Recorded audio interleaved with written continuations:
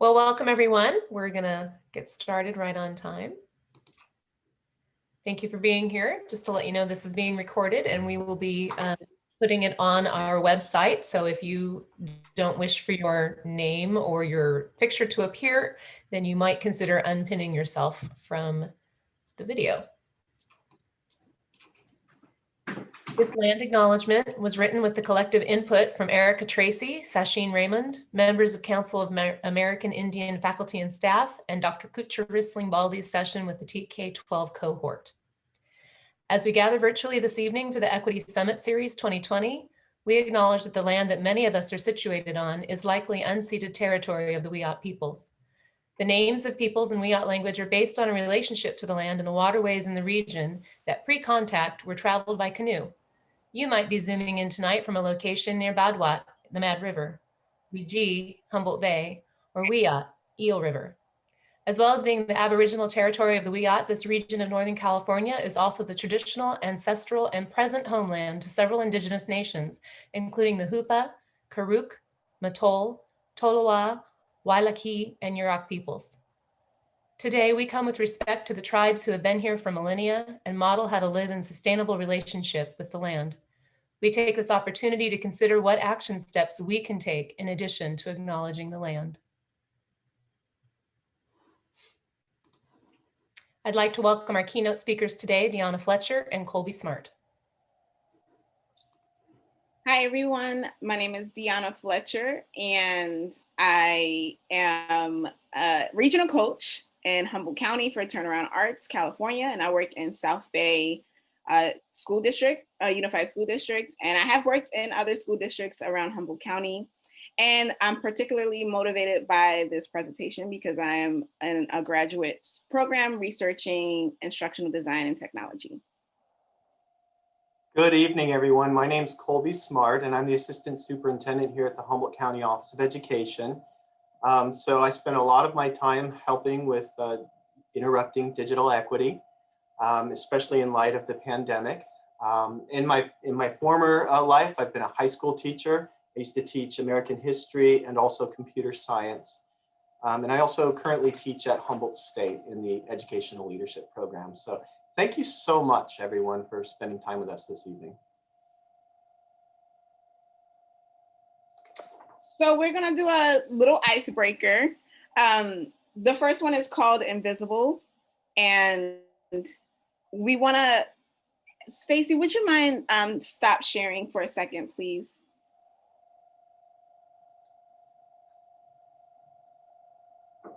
Thank you. So we are gonna do a little icebreaker together. And this is called The Invisible, and it's a rendition of a theater game called Cross the Room. And so even if you choose not to be on camera tonight, you can participate knowing your results for yourself.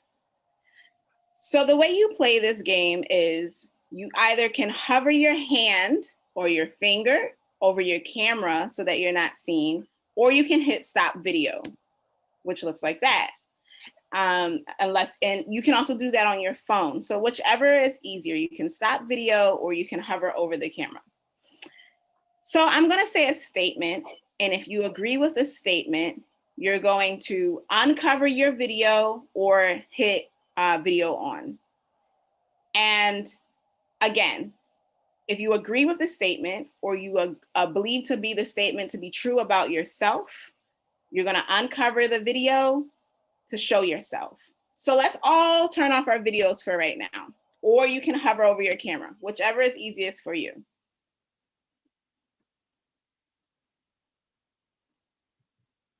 All right. All right, so everyone's video is off. And remember, you're going to show yourself if you believe in the statement. Show yourself if you had internet access, broadband internet access before the pandemic.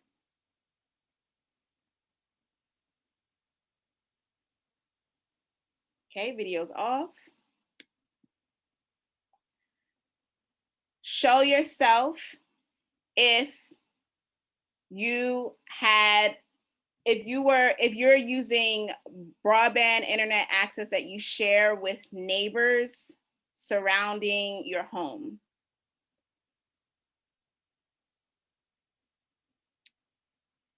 Show yourself if you have a cell phone.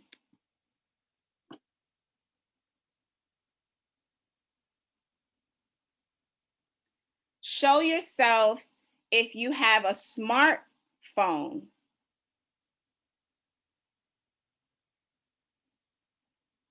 Show yourself if you have a smartphone, a laptop, and or a tablet in your home.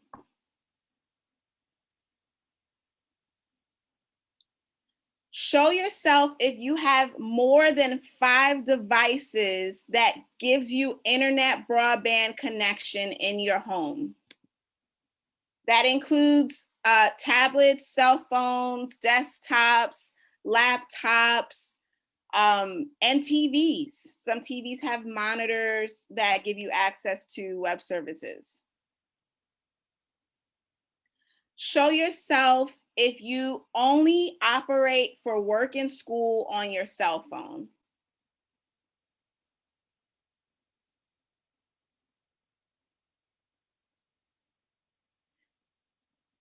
Show yourself if you have to share any of the devices in your home with someone in your home.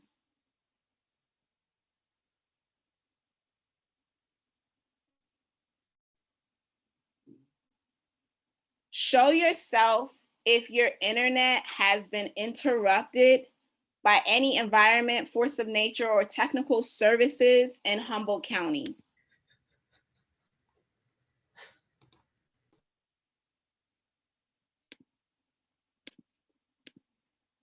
Show yourself if you rely on the internet to do your work.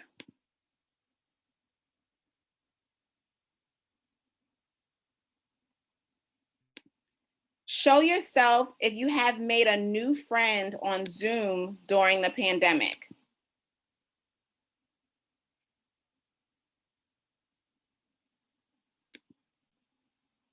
Show yourself if you have helped a family member or members get connected during the pandemic and connected digitally.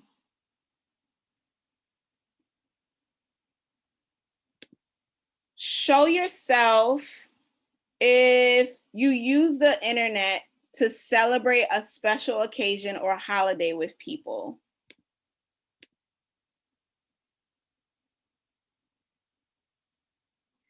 Show yourself if you know someone who still does not have internet broadband access right now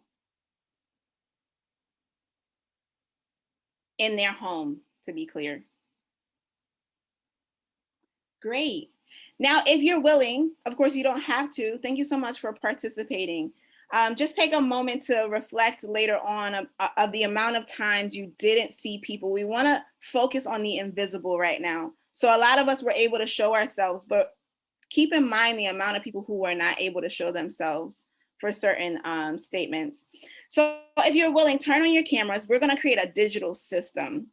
And it doesn't require us to know anything about this computer, but it requires us to have a vision and to see what innovation we could muster up on the spot. So creativity is a muscle. So it doesn't mean that you have to be a practicing or established artist, but we're gonna work your creative muscle right now. So everyone, if you can, use a body part, whatever body part you want. It can be the extremities or it can be the center of your body, whatever. It can be a small part of your body. And you're gonna notice the person or persons next to you, above you, below you, to the sides. And you're going to try to create a system. Let's think of like pinball or like the liquid game that flows the liquid out to a special place. We want the liquid or the pinball to flow all the way down to the bottom. So our goal is to try to create a digital system where we're getting this imaginary liquid down to the bottom of the Zoom and out through the panel buttons at the bottom of your Zoom. We have 30 seconds. I'm going to set my timer for this. And I know you're probably thinking I need more instructions. You don't. You're going to do the best you can, and we're going to try to figure out how to create a system that creates an opening where liquid or a ball could flow all the way to the bottom of the screen.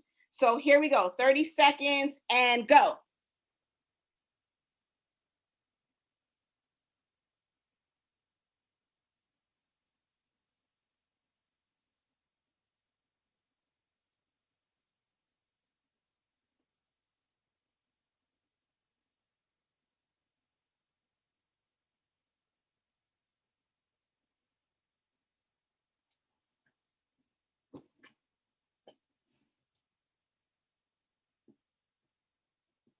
Time is up. Whoa. Put your thoughts about that in the chat.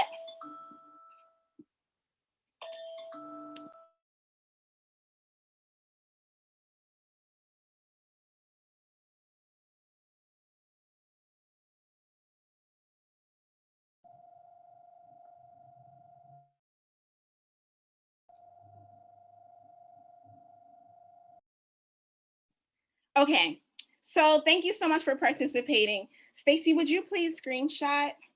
I mean, not screenshot. Thank you, Heather, for the idea. That's in my mind. I was like, oh, that would have been a great screenshot is cool. And kids, yes. Weren't we all seeing different grids? Yes, yes. And a lot of times when things are being created, whether it's a team or even an individual, you're seeing different things. And so we have to start from a place of seeing. And how can you see if you don't believe? And that's how innovation starts, not just in technology, but any field. So innovation starts with being able to see. And so that's what we wanted to do, is see. Diverse representation of solutions, beautiful. I realize I don't know if we all see the same order of people or on our screens. It made me think of many perspectives. Great. Next slide, please.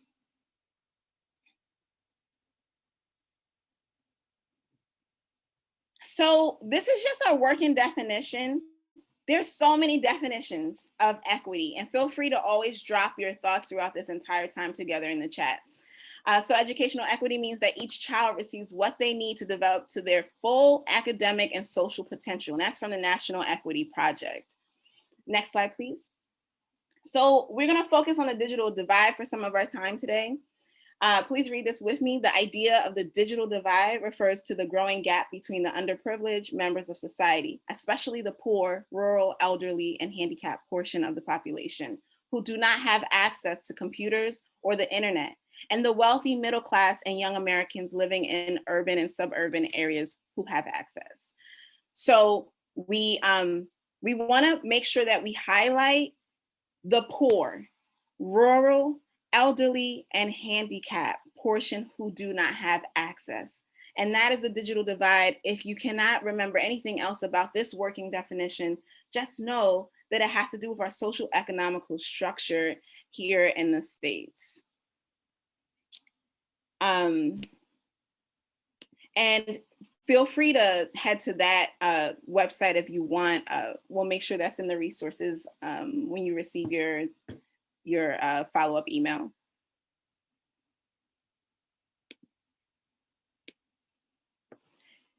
So these next two videos you're going to watch are two different examples of what the digital divide looks like right now during the pandemic, reflecting our times that we're living in. Kennedy Kane is a fighter, and that's lucky because at 16, she's not only a straight-A student at Cass Tech, one of the best public high schools in Detroit, she's running a makeshift school on a single borrowed computer for her 4 siblings. Kenneth, Keenan, Kenye, and Kendall. After nearly a month without any assignments, her school launched an online platform, but Kennedy says that hasn't made it easier. Not only is this new to us, but it's new to the teachers as well. And sometimes the teachers have difficulties when they're trying to program it, and then they assign it as if they know that everyone has availability or the opportunity to have technology in their home when that's not the case. So it's kind of frustrating. This year we got creative with our dollars. But with Walmart's low prices, you still know how to do it up and keep costs down. That's the little Walmart commercial. Enjoying more. Kennedy Kane is a fighter. And that's lucky, because at 16, she's not only a... Hit the next slide, please. Thank you. Yeah. All right, so we're gonna try the first place that's closest to us on the map. We generally have to go and seek out a faster Wi-Fi solution, so that's what we're going to do today. Jeff Wiggins is on the hunt for an internet connection. Yeah, we might have to hunt for another one. They may not want us here. Jeff isn't the only one.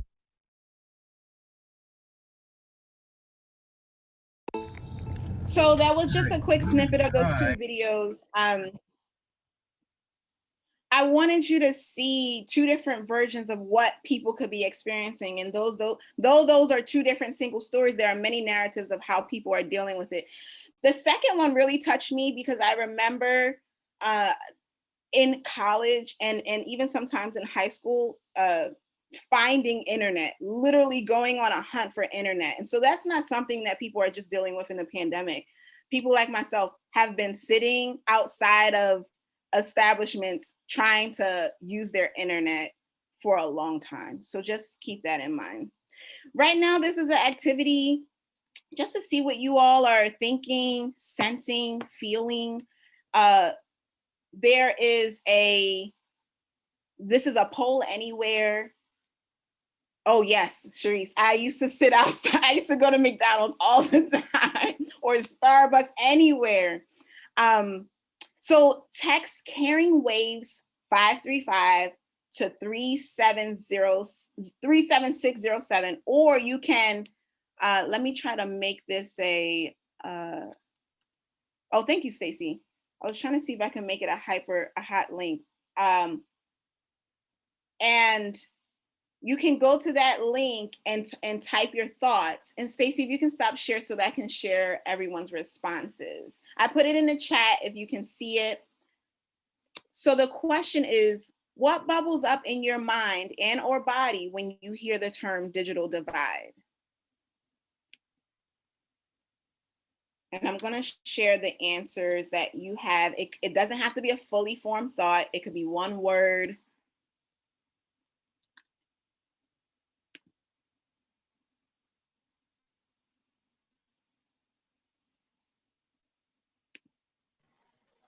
I feel like the word digital divide is an oversimplification. Thank you. Are you able to put it in the chat or on the poll anywhere?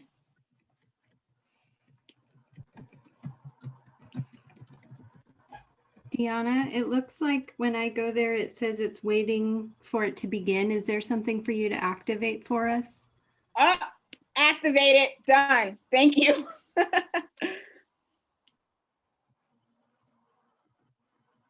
There we go.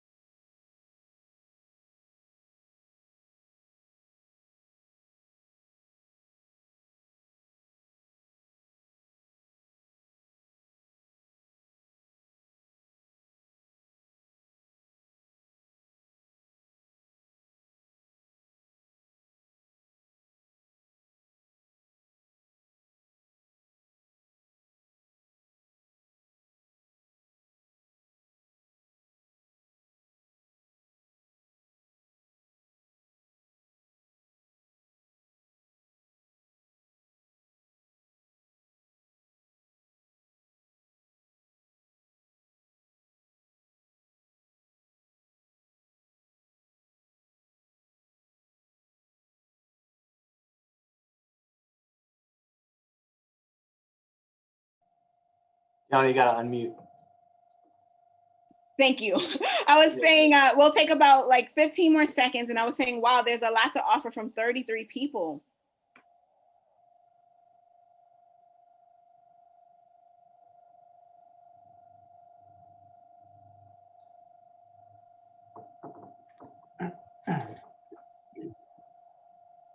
I think in Humboldt County, you found 33 people who know something about the digital divide. Absolutely.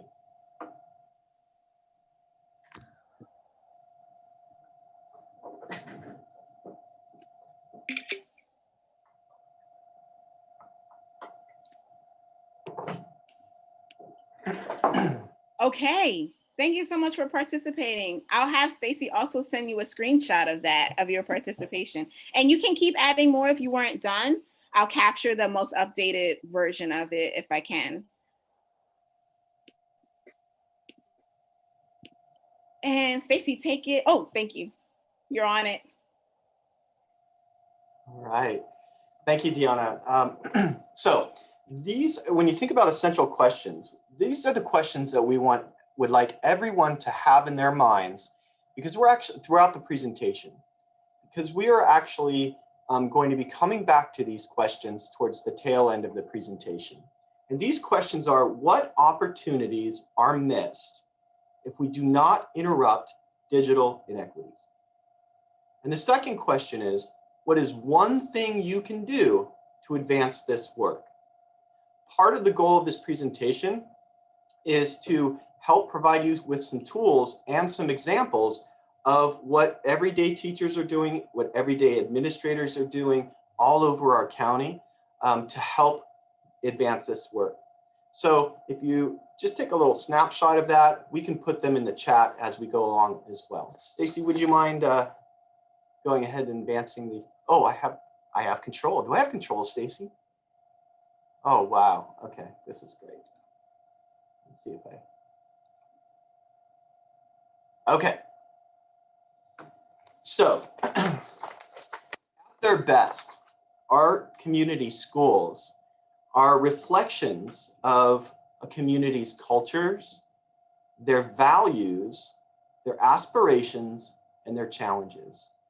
Schools, especially in rural California, are reflections of the communities that they live in, or at least they are in their best form.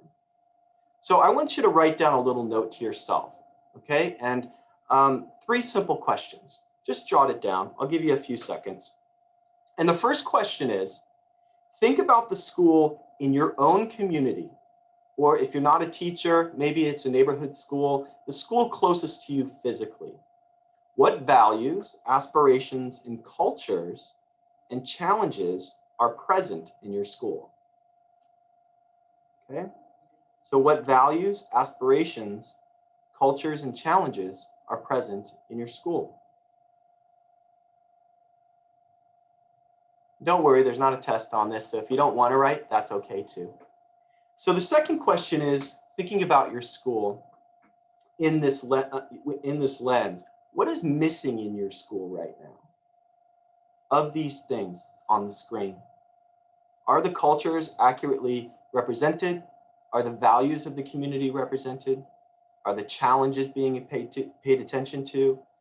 And are there aspirations that reflect your core vision for what you want your school to be?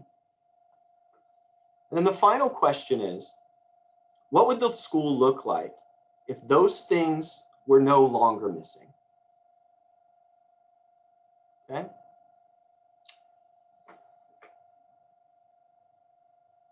What would the school look like if those things were no longer missing? All right, so I'm going to go ahead and advance the screen.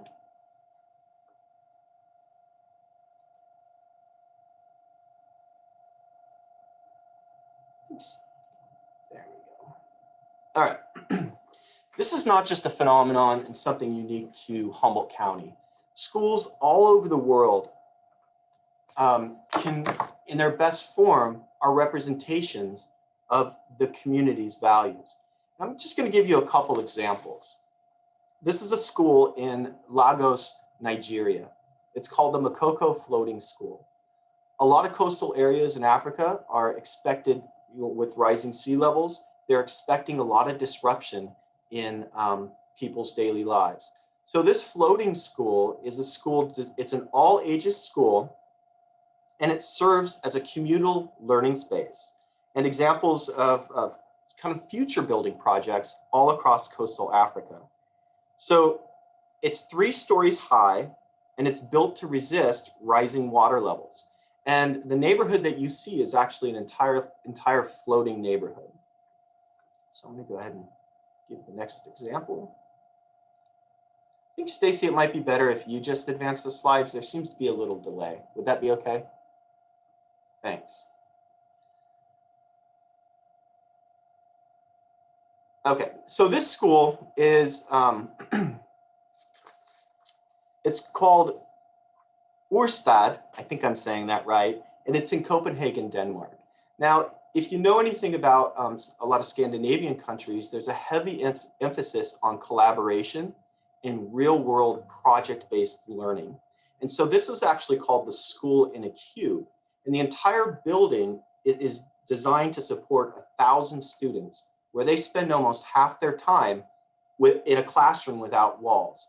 And the whole structure and design of the class is designed to promote collaboration and communication amongst the students. And the teachers almost take a back step. So that's another example across the world. Stacy, would you go ahead and, thank you.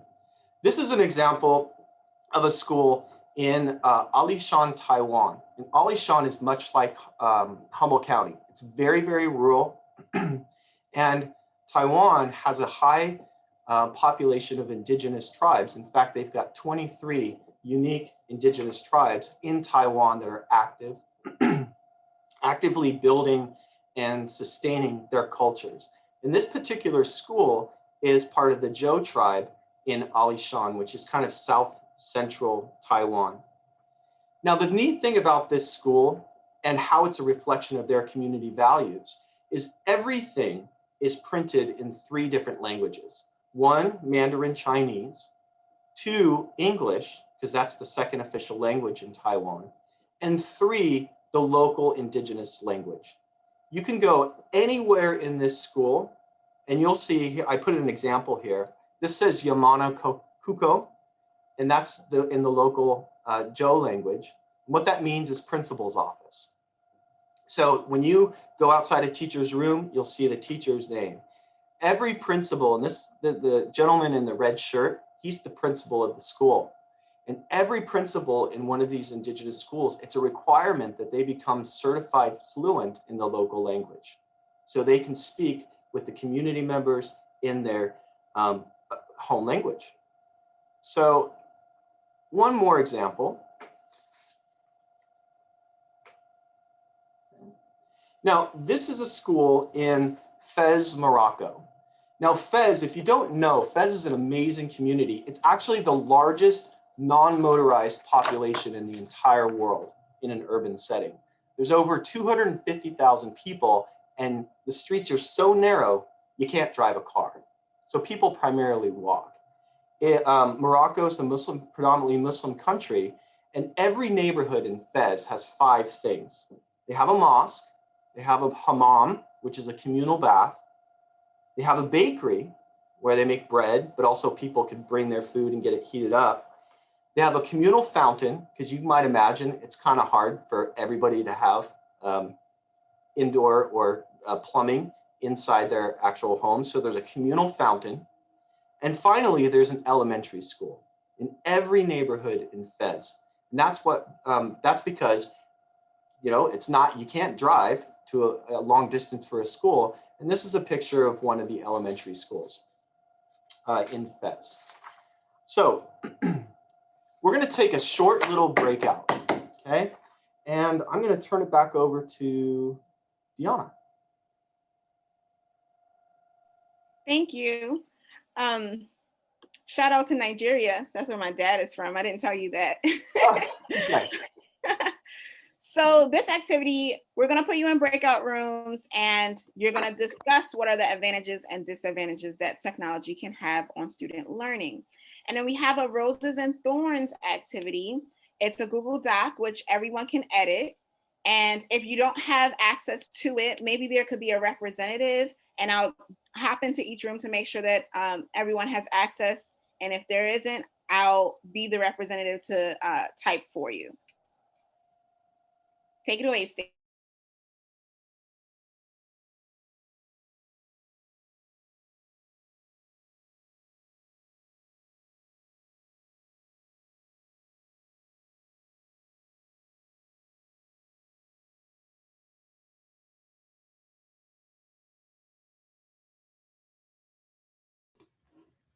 Jen, do you need help joining your breakout room?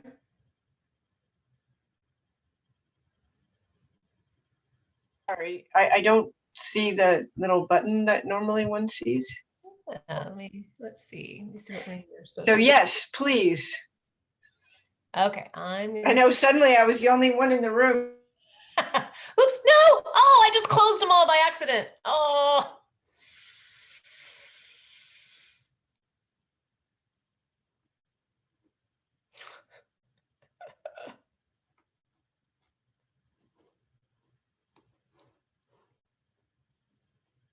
That was an accident. Hi. Hi, that was an accident. Oh, I'm gonna send you all back in again. okay.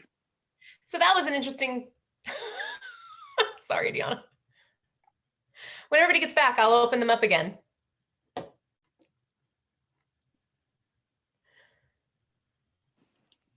So while we're waiting, feel free to start opening that doc again.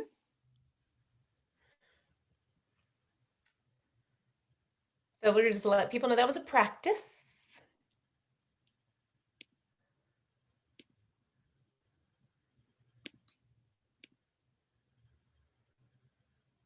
Okay, here we go.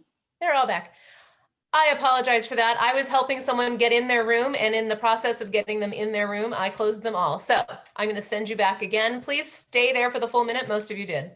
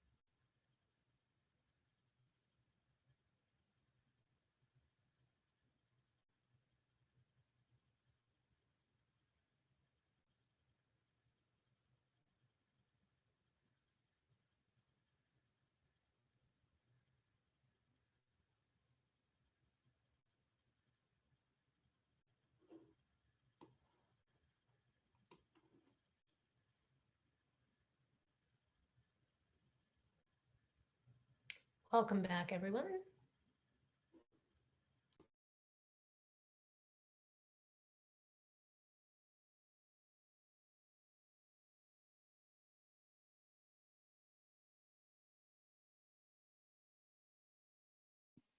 Oh, is everyone back?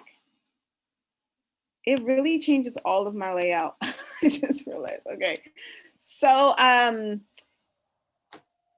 Colby, do you think we should just pull out some of them? There's a lot of good information. Everyone can see everyone's responses. Yeah, no, what we can do is similar to the poll. Why don't we just, I don't know, I feel very thankful. Our group discussion was really rich. And so this document, everyone, is available for you. If you need to reference, you want to add some things later on, this is not going anywhere. So I think if we just want to maybe move on. Okay, great. Thank you so much, everyone, for contributing to that. Everyone, just remember that there's so much more to what you're experiencing yourself and what you're observing as well. So keep an open mind as we continue to investigate this work together. Okay, next slide, please.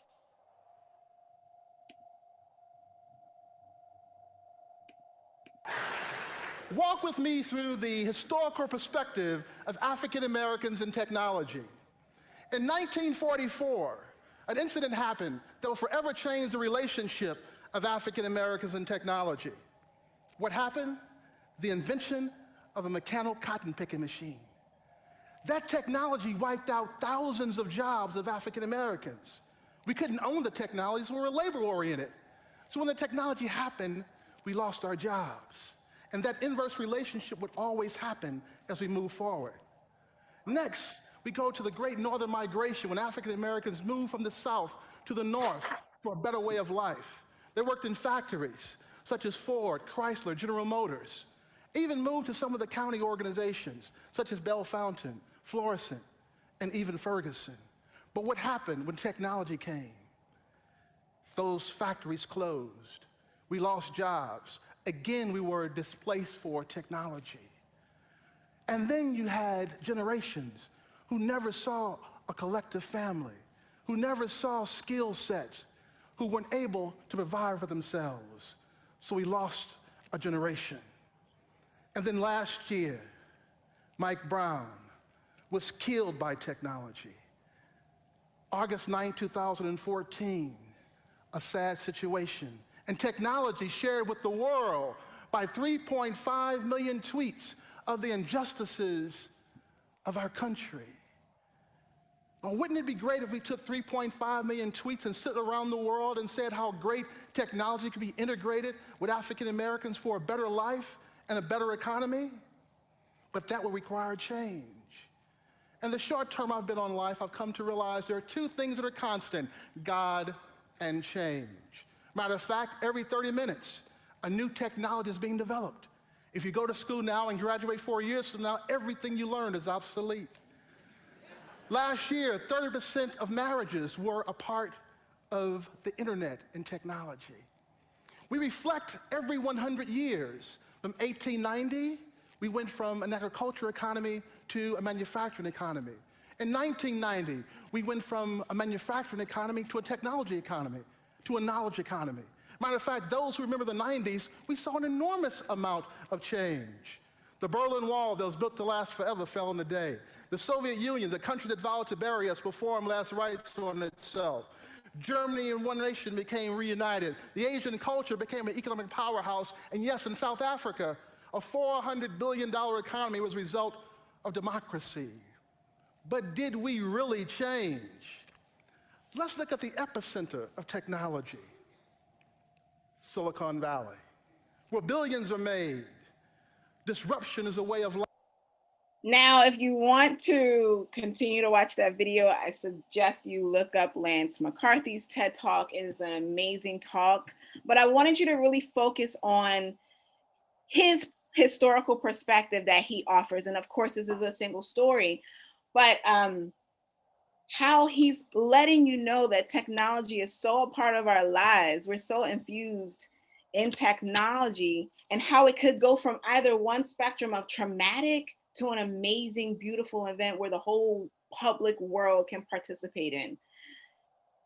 Just think on that when he says technology participated in the killing. When technology airs out all of your life in something as simple as a beautiful wedding that, you know, to some people they consider ceremonious and intimate, you know? So just think about that.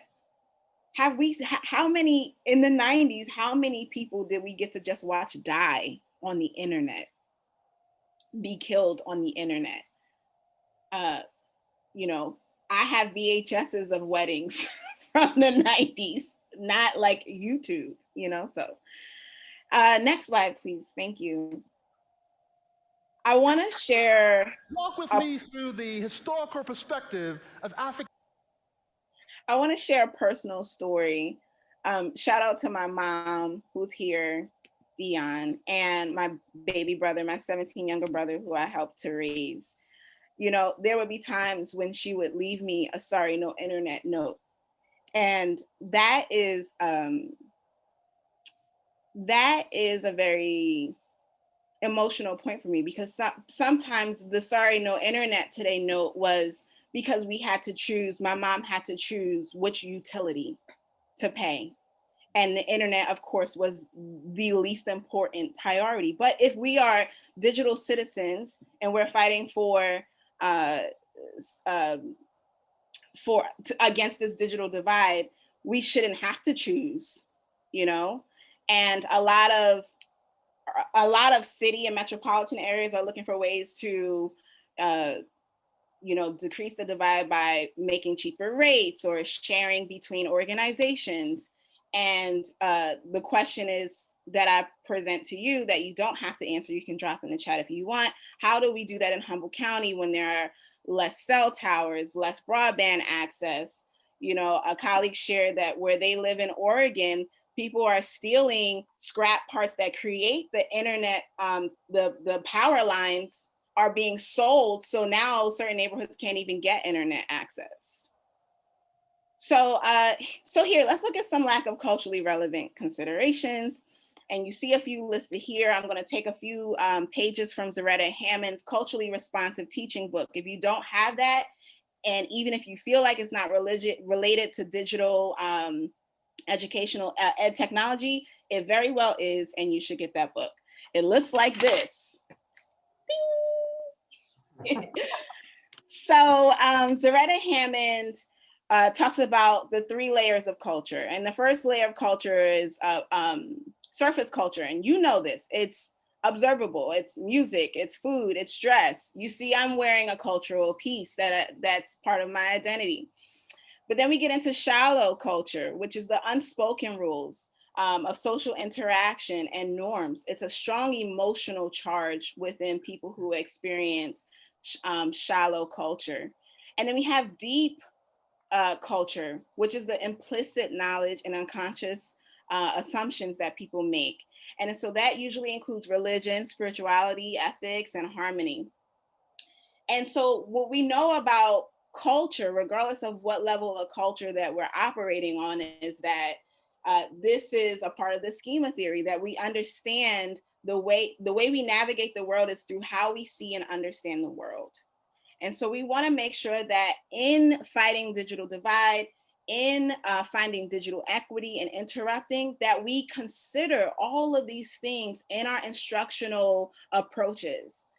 So one of the other things that I constantly think about is a mom who I met last year. She's in an Arcata school district. I'm not sure what school it is, but it was a heavy tech school. And she was really decompressing with me about how frustrated she is with technology homework coming home, because in her family culture, they do not have any technology at home, and nor do they practice with any technological gadgets or anything in their home. And so I think about her now, and we were just having, you know, some side conversation at an event. I never thought to like keep in touch with her, but I think about her a lot. I'm like, wow, we're in a pandemic and districts are pushing technologies on students like crazy. What is she doing if she was upset last year? And I also think about, I lived in Delaware, and there's a big Amish population there, and they don't have technology. Most, depending on, however their values are set up, but most Amish families do not allow digital technology in their homes as well, and in their communities. So how are we serving our students if we're not culturally considering them and pushing technology on them? Another thing is, are we thinking about our homeless students? Like, forget internet, what about power? I could barely charge my phone in the car, so am I gonna try to plug up a laptop? And if everything is closed, you can't just go to a Starbucks and charge it up and use the internet. I think about students who have accessibility issues. My mom is a part of a program where the blind can call her and ask her to help them navigate through their home to find something. And I hear her and she's like, yeah, just move over, touch the behind the, and then they say, thank you so much, Dionna, and they hang up. And how are we considering our special needs students, our accessibility for our students is my overall question. Next slide, please.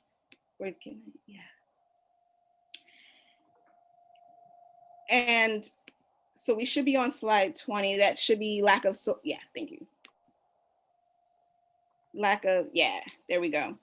So here we are with culturally is usually a part of this, but I wanted to separate them so that you can see that there are two big major themes that are important.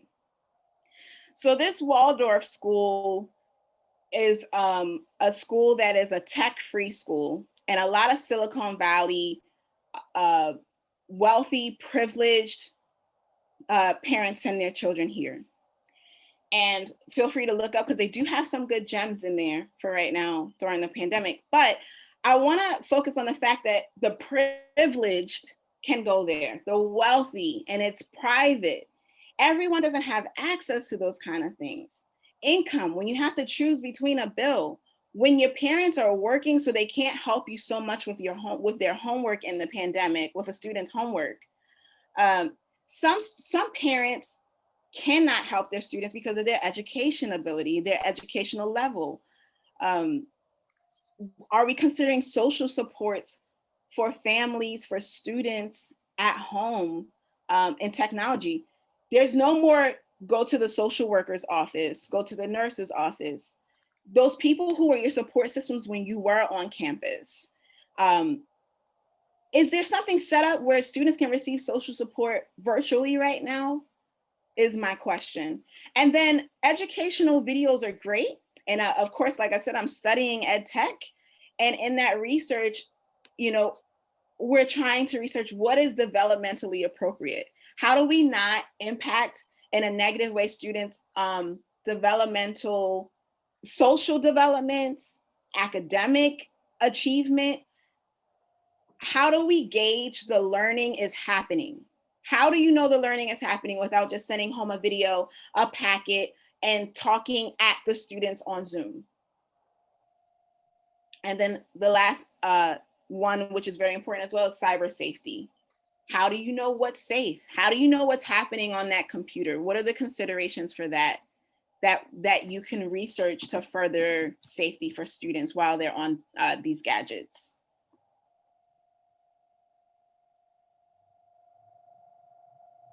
I don't know if we have time for the video.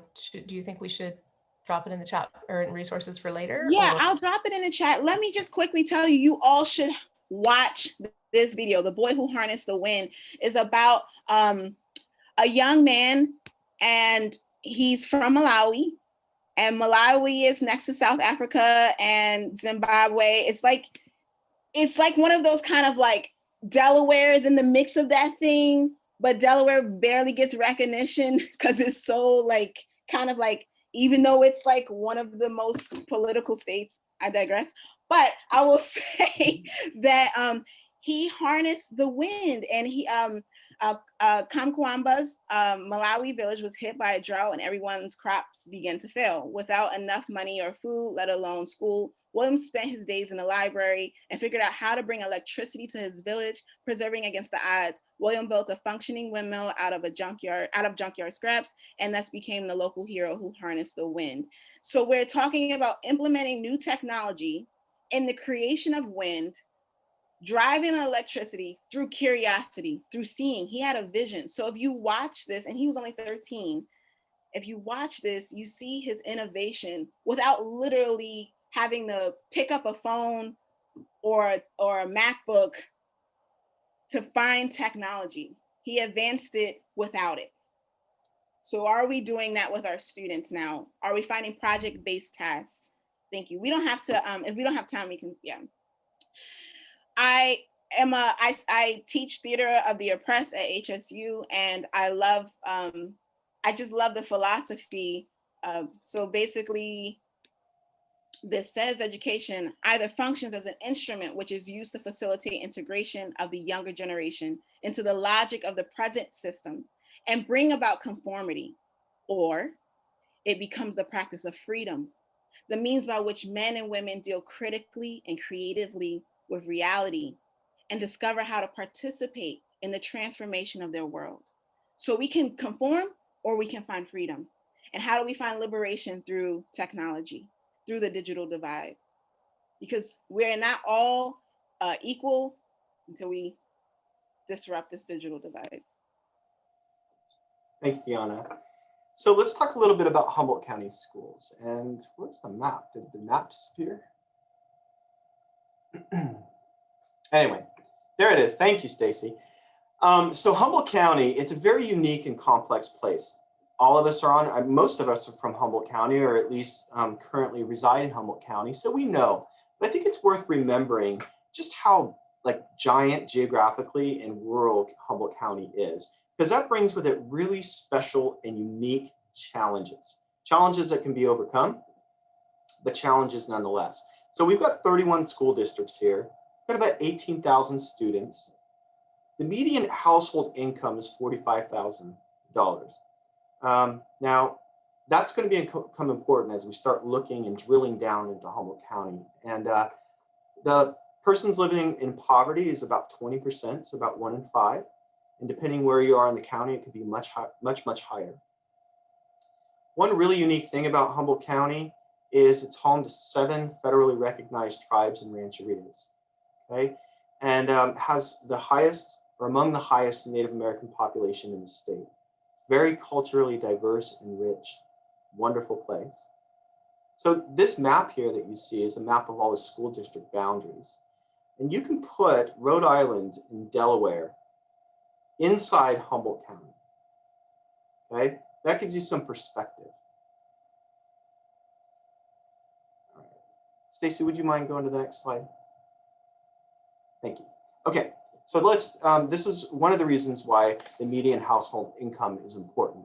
This graph represents homes who have access to broadband in the United States, and it's measured over time. So you can see, obviously, over time, more and more people get access. But notice the disparity between households earning less than $30,000 and those earning more than $75,000. It's near universal access for those households. And for households with less than 30,000, it's barely over 50%. Now, an important question to be asking ourselves is, why is that? Does it have to be that way? It's one of the things we're going to talk about a little bit later. Stacey, would you mind?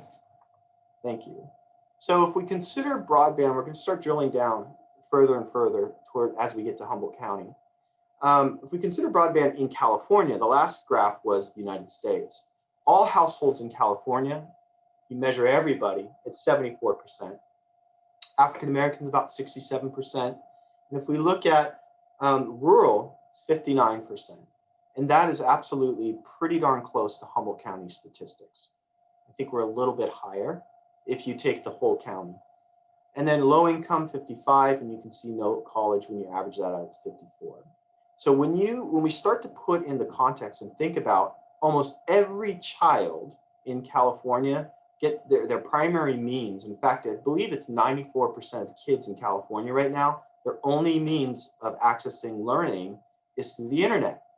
Think about the implications that has, not just for the immediate learning opportunities for the kids, but how that is going to snowball into the future. We are really going to need to be mindful about creating strategies and interventions to sort of create a counterbalance. So just a little statistic. Before the pandemic, 70% of teachers in California assigned homework that requires broadband access. Look at that graph, and if the vast majority of teachers were doing that, what kind of disparities and imbalances does that create? Stacy, would you mind going to the next slide, please? A couple things, if we think about March, I think March is going to be a big month for all of us for the rest of our lives. But students in districts serving low-income areas were less likely on average to have a computing device at the start of this. So already, because of income, the access to computers and also internet at home was uneven, right? Again, ask yourself, well, why is that? Why is that? Most kids, you can see low income, yeah, they had access to the internet, but they were accessing it through their phones. Now, I don't know if all of you have tried to access Google Classroom on your phone, but it is a lot different than a computer, right? So Stacy, would you mind going? Thank you. So since March, what have we learned about Humboldt County and what sort of is our charge and what are we working on right now? First of all, access to devices, these three categories, primary categories, access to devices and availability of devices. We probably had a shortage and we kept very close statistics working with districts on the availability and access of devices. There was about a 4,000 to 5,000 device shortage when you talk about computers and the ability for kids to take those home, okay? So that's been a big thing that we've been working on. I'll give you some examples of how we have started to address this issue. And by we, I mean the whole county, the whole community, right? Now, the second big one, and this one still is huge, and I think probably the most impactful, and that's the cost of connectivity and the internet infrastructure. If you think about that map, Klamath Trinity is on the top right and Southern Humboldt is in the bottom. I recently had a conversation with an administrator at Klamath Trinity, and she estimated about 400 families with students did not have access. And it's not necessarily because of socioeconomic reasons, it's just not possible because of all the mountains and the infrastructure's not there, right? That's a big challenge that we as a community need to start focusing on. And I believe this pandemic is the start of that. And then of course, the cost of connectivity. A lot of families are struggling with that. And we started addressing that by working with partnerships. And I'll explain in just a second. And finally, digital curriculum. It's one thing to give a kid a device and give a teacher access to Google Classroom. It's a whole nother, and the teachers know this, it's a whole nother thing to develop learning experiences, equitable learning experiences online. It can be done, and teachers are doing an amazing job moving that way. But the pedagogy of online learning is different. So those are kind of the three big areas that this pandemic has sort of uncovered in our community. So I think, do we have time to go to the breakout rooms? Yeah? Yes. Great. Okay. So we're going to take about 7 minutes to go back into our breakout rooms. Okay. And there should be a link that Stacy, thank you, Stacy, that Stacy just put in the chat. We went a little quickly last time, so some of you may have not gotten that. So go ahead and click on that. We're going to ask this question. What digital inequities have you noticed being interrupted at your school site? Okay. And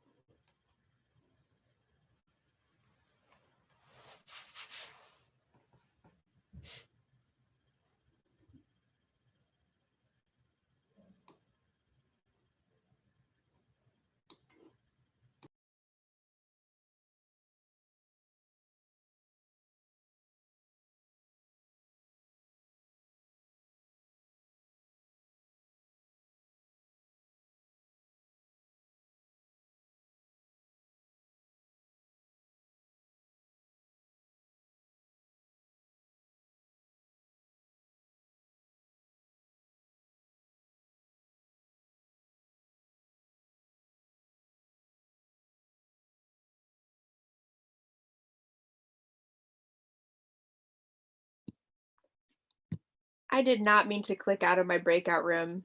Is there any way you can put me back, or is it like, I know it's ending any second.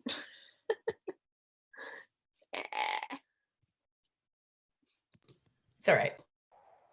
Those always come too fast. That was great. All right, so Stacy, I've got this big, oh, there we are. Thank you. Well, is everyone back? Yes, everyone's back. Welcome back, everyone. Hope that conversation was fruitful. We're just so thankful. I mean, it looks like everybody's putting some great ideas.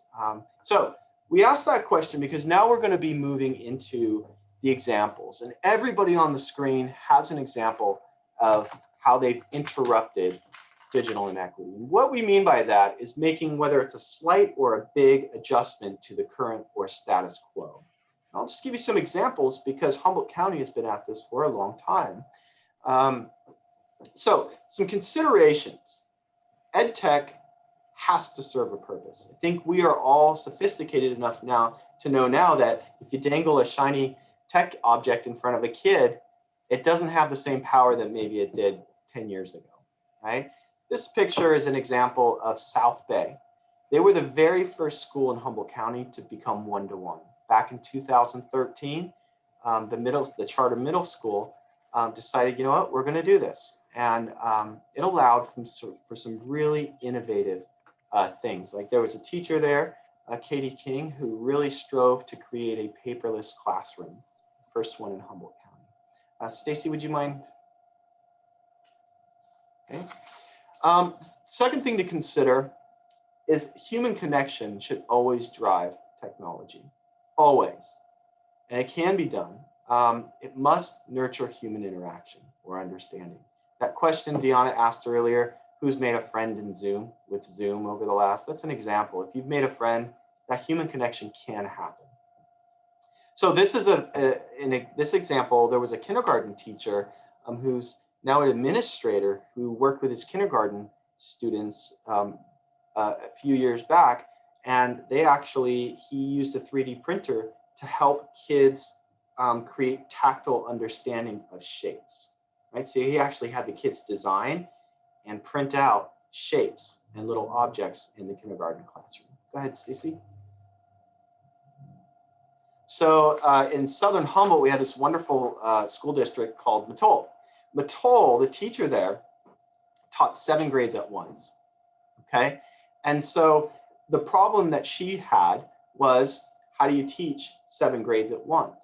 And so 4 or 5 years ago, she introduced Kindles, which allowed her to differentiate the learning experience, the literacy development experience for her students, right? So we want to be mindful of what problem are we trying to solve. One thing I've noticed is age is not an indicator of interest or success. These are kids from Orleans Elementary School. If you've never been out there, I highly encourage you to take the drive. You'll have a new appreciation of that geography of Humboldt County. There was a teacher out there, Shelley Slesser, who's now retired. In her last few years of teaching, she gravitated towards the use of technology because she understood the power, when done intentionally, it can have on student learning. Hey, Stacy. And I really like this. We always need to approach technology like a kid approaches recess. Go ahead. Okay, so some examples of recent pandemic-related things. I find this picture really cute, really endearing, but also a little unnerving, right? But improving access, that digital divide, cannot happen in a vacuum. A school can't do it by itself. County offices can't do it by itself. Individuals, it takes partnerships. And around, late summer, through a lot of advocacy and a lot of hard work amongst administrators in our county, PG&E donated $500,000 specifically to get those devices in the hands of kids. And so what we did is we took an equity lens approach. We didn't say, all right, let's divvy it up equally. We asked ourselves, we didn't ask ourselves, we asked the districts, what do they need?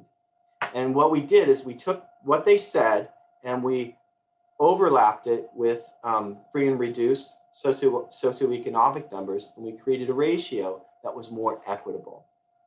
Okay, and this is a picture of Rio del School's kids. So public-private partnerships are essential, and believe me, private companies want to help. I've seen it, and we need to really nurture those things.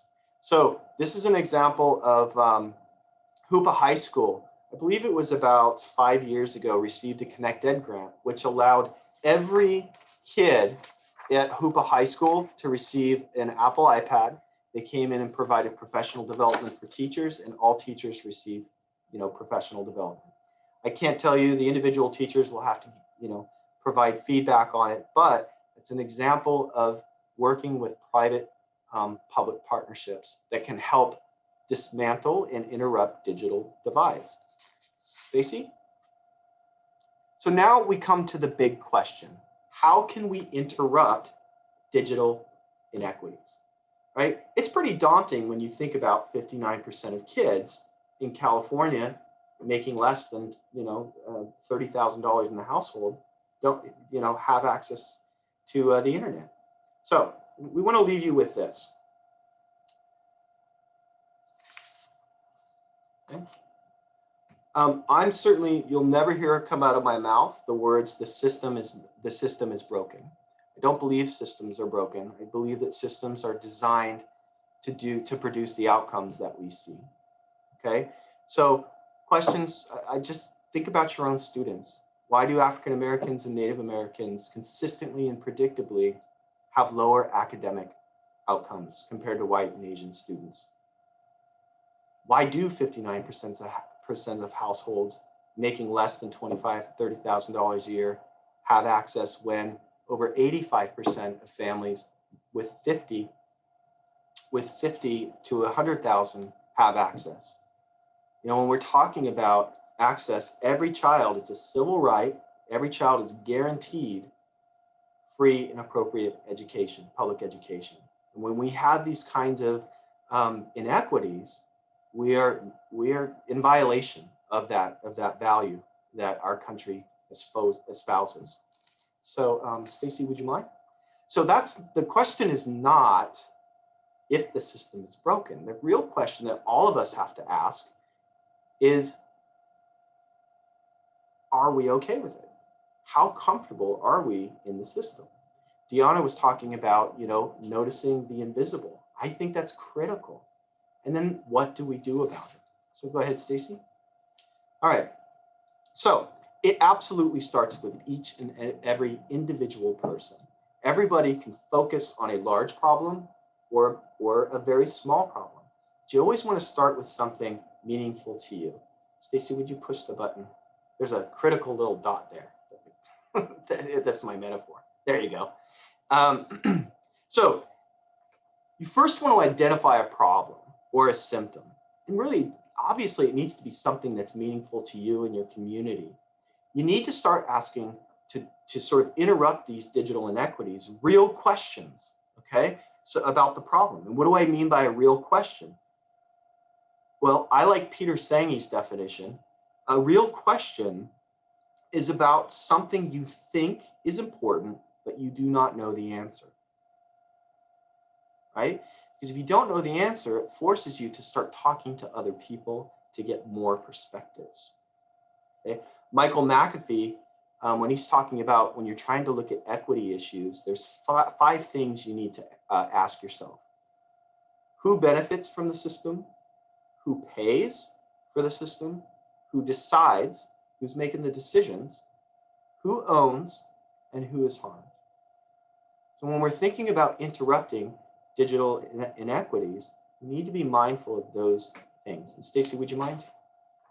And so that still seems a little daunting. So I would love to introduce you to a little protocol. It's a systems awareness protocol that I'd like everybody to take part in tonight as we mosey on. So this is called shifting the burden. All right, and at the center, we have our problem. And as I explain this protocol, Be thinking about a problem that you've noticed in your school community that you think, gosh, you know what? Somebody needs to do something about that. All right, and I'll give you an example. So let's say I get headaches, right? Let's say I have a headache. Well, symptomatic solution, which is most of the time we go for symptomatic solutions. What do? I take an Advil. And if I keep doing that, guess what happens? I get chronic headaches and I become immune to the effect. It's a short-term quick fix. When really, as communities, when we want to think about interrupting digital inequities, we need to be thinking about fundamental solutions. Now, let's cast aside the aspirin example and talk a little bit about another example. Let's talk about curriculum. So what happens, the problem is kids are not achieving test scores, so they're not achieving academic outcomes that we want. What typically do we do? Usually schools will just, well, we need to buy new curriculum. That's the symptomatic solution. The problem with doing those things is we tend to create side effects, right? We create new dependencies on things that really don't solve the problem. What we want to do is be thinking deeper about fundamental solutions. Instead of buying new curriculum, perhaps we need to be investing in professional development for teachers, completely looking at the type of curriculum that we're doing. Maybe it's not culturally relevant curriculum and the kids are not connecting with it, right? So how do you shift from symptomatic solutions to fundamental solutions? Well, I truly believe the only way you can do that is by expanding the scope of people that you're listening to and that you're talking with. Stacy, would you mind? And I think we don't have time for this. So we'll be sharing this slide. And go ahead and go. And one more past. Okay. So connecting with one another is absolutely essential. Okay. You want to share your vision. Once you have your problem, if it's large or small, you want to start sharing your visions with others and start having deep and honest conversations that allow you to learn and test your own assumptions. We're all walking around in bubbles. We're just sort of downloading information to reinforce our own biases. We need to stop that. If we want to solve technical issues or digital inequities, we need to be asking people and diving deeper into the sea, the iceberg, right? Icebergs, you only see 10%. We need to be digging much, much deeper. And we can only do that by chatting with people. So remember, belief is not the same thing as reality. What we see and what we believe is not reality. It's our interpretation of reality. What we want to do is go deeper and find, get as close to reality as possible before we start making decisions about things. That's the only way we can get to fundamental solutions. Okay, Stacy.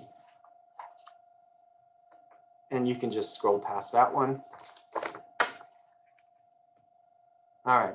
So Dionna, would you like to read our aspirations together? Together on Zoom? Let's do it. Let's do it. So, ready? Ready. Okay. Dionna and Colby would like to see technological innovation driven by the needs of the individual and whole child and supported by their environment, culture, aspirations, and values. That was fun. Thank you. So the last part of the conversation this evening, we would like to circle back to those original questions. What opportunities are missed if we do not interrupt digital inequities? And every one of us on this call and everybody you come in contact with has a role in this. We can't escape it. Our economies, our children, everybody is impacted by this now. This is not sort of a luxury. So what is one thing you can do, big or small, to advance this work? So there's a Padlet, and I think Stacy is going to click on it. And we'll actually, if everybody can click on that and think about that question. And if you feel like you'd like to just double click on the Padlet and add your answer, that would be great. So we're not going to do breakout rooms? I don't think we have time. We want to respect people's time. So yeah, so we'll, if we fill out the Padlet, we'll make sure everybody has access to it and we'll send it to you. So did you put it in the chat, Stacy? Great, awesome. Okay, well, you know, thank you so much for spending your time this evening with us, and I'll turn it back over to Stacy or Dionna. Thank you. I just have a couple of things. These are our upcoming sessions. You can read there. I will also email those to you. And then we also, with our partners at the TK12 Alliance, I'm going to stick this in the chat. It's our upcoming, they have an upcoming series. I won't read it to you, but I will stick it in the chat in just a moment. And I'm also going to stick in the chat the evaluation. And then at this moment, Colby and Dionna are available for questions. So you can raise your hand or unmute yourself.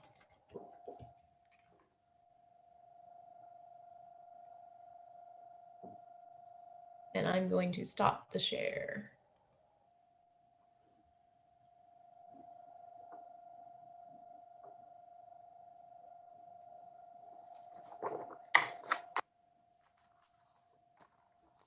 I think everybody's hungry and needs to go eat some dinner. And that's perfectly okay.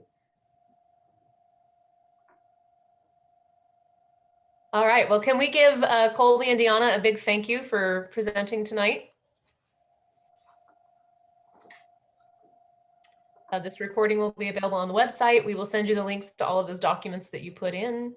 Please do take a moment to fill out the evaluation. It helps us inform the next ones. Yeah. Thank you, everyone. Really appreciate it. You guys are doing amazing work across the county.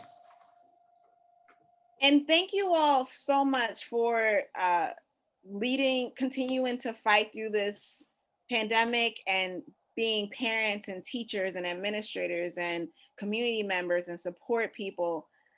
We need all of us. We need all of us. And I know the news will say, oh, we need to give special props to this industry and that profession, but we need all of us. And there's an African proverb that says, if you want to go fast, go alone. If you want to go far, go together. And I don't have to know you to say thank you for continuing to help our Humboldt education community strive. Awesome.